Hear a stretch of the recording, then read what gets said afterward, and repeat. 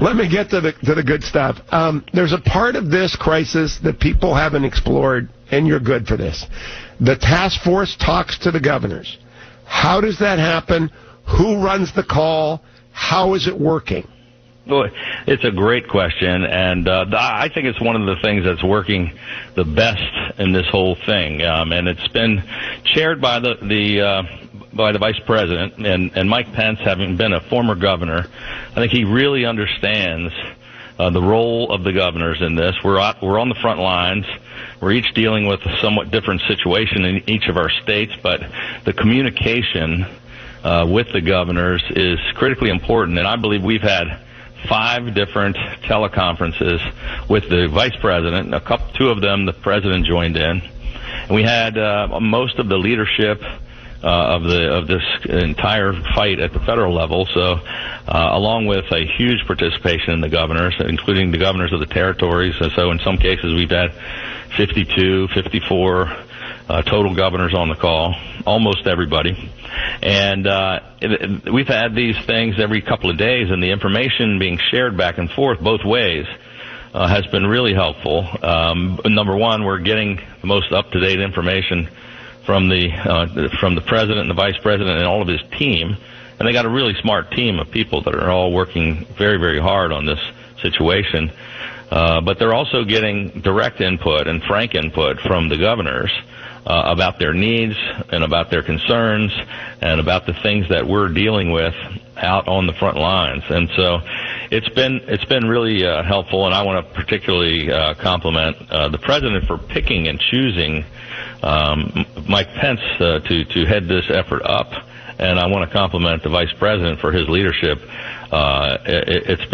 He's been terrific. I think he was really made for this, built for this, and he's put a terrific team around himself.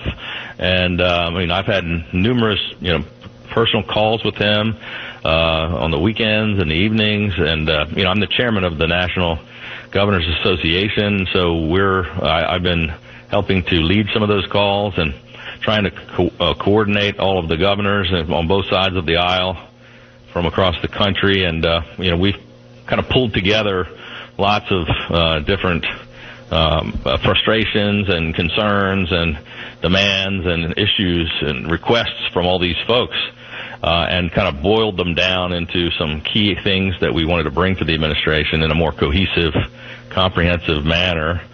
We did that last week, and they're in the process of attempting to address all of them.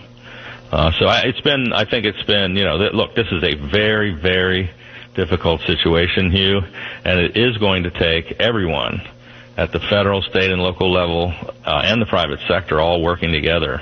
And so I think that's been a big part of it. The communication, I've never seen anything like it. Now, Governor Hogan, I told this to Dr. Fauci last week, and he demurred, but I'm going to emphasize it again. I want everyone to take extraordinary notes, because as I read John Barry's The Great Influenza, 1918 to 1920, the pandemic, they lacked a lot of record of what people did and didn't do, and that would have informed us better. And the next pandemic, and there will be another one, I hope it's another 100 years, but there will be another one, will be informed by what you and your colleagues do. Is anyone writing it down? Well, I sure hope so. I'll tell you what, this is such a rapidly escalating situation that we're drinking from a fire hose. Hugh, you wouldn't believe the pace at which this is happening. Things that we never would have imagined making decisions on, or we're making decisions on. Things that seem like they were a month ago. It was just yesterday, and it's not changing week by week or hour by hour, but almost minute by minute. So I haven't had a chance. I've got things scribbled all over notepads just from the decision making, but I don't have any time to write it down. I think there are probably some good folks that are taking some notes and documenting, because we are going to learn from this. And by the way, Dr. Fauci is a brilliant guy who he came and spoke to all the governors at the National Governors Association the first week in February, and kind of gave us some tremendous wisdom for all the governors back then. And I think he's been speaking with the most clarity and the most intelligence and the most information on this entire topic for a long time. I have tremendous respect for him and his team. Now, tough questions, Governor. The subtitle of your forthcoming book says Surviving Cancer, Riots, and the Toxic Politics That Divide America. I will not tell you which state official told me this. They are worried about unrest. They are planning. Are you?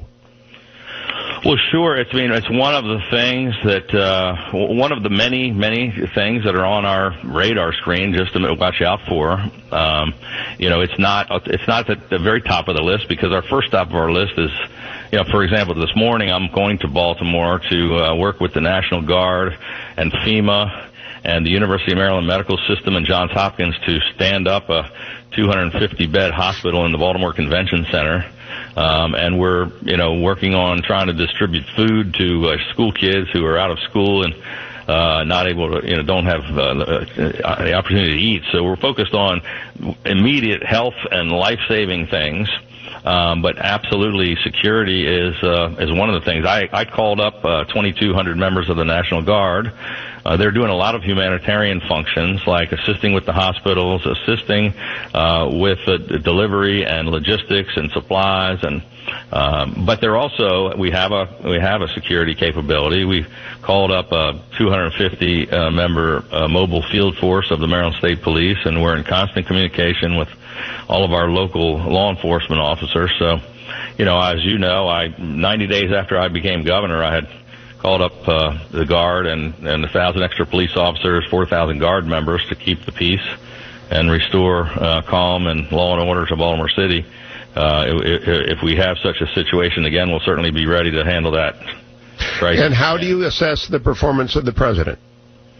I think the president, lately, has been his messaging has been much better than it was earlier on. I was disappointed in some of the early on a few weeks ago when he was saying, it wasn't any big deal, and that everybody should relax. I thought that was a little off message, because his team was saying just the opposite. But I'll tell you, recently he's really been on top of it and changing that tune substantially. But I think he's in many ways risen to the occasion. He's got wonderful, strong people around him, starting with the vice president and Ambassador Birx and guys like Fauci and all of his cabinet leaders. And but it's a wartime thing right now. I mean, it's a whole different way of governing, and it takes a whole different set of skills. And I think and Governor, last question, because I'm running out of time. Nancy Pelosi is from Baltimore. Yeah. She is holding up a rescue package. Right. Do you have a message for her? I do. Look, I have said very strongly, we have to put aside any kind of partisan politics. Both sides do. Right now, it's being held up in the House by the Democratic leaders in the House. This is no time for Republicans and Democrats, and no time for divisive and dysfunctional politics. This is a time for all Americans to come together to help to save the lives of thousands of people and to get these things moving, get our economy back on track. So my message would be to get this thing done. Governor Larry Hogan, keep coming back. Good luck with standing up the hospital today. Admire what you're doing. Look forward to talking to you about Still Standing when it comes out. And you'll have an epilogue to write for the paperback edition, that's for sure. There you go. Okay, well, thank you, Hugh.